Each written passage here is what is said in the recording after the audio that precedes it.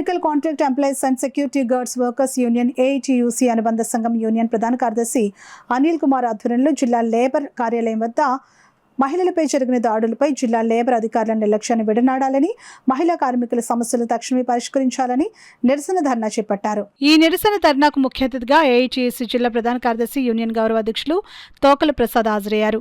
ఈ సందర్భంగా ప్రసాద్ మాట్లాడుతూ ప్రభుత్వ సామాన్య ఆసుపత్రిలో విధులు నిర్వహిస్తున్న మహిళా సెక్యూరిటీ గార్డ్స్ రామలక్ష్మి కాటూరి రాజులపై మార్చి 6వ తేదీన విచక్షణారహితంగా దాడులు నిర్వహించారని, దాడి చేసిన వారిని తక్షణమే అరెస్ట్ చేయాలని ఆయన అన్నారు.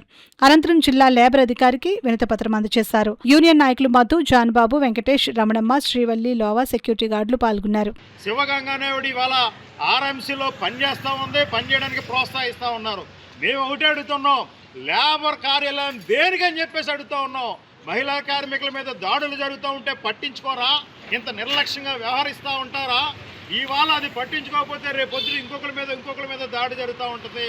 అందుకే ప్రధానంగా ఏదైతే మార్చి 6వ తేదీన మహిళా సెక్యూరిటీ గార్డులపై దాడి చేయించారో షేరు దుర్గ, వాళ్ళ తనయుడు, కొంతమంది రౌడీలు, ఆర్ఎంసీలో పనిచేస్తున్న శివగంగాను తక్షణమే విధుల నుంచి తొలగించి వాళ్ళని అరెస్ట్ చేయాలని చెప్పేసి AP medical contract employees and security guard workers union తరఫున మేము డిమాండ్ చేస్తూ ఉన్నాం.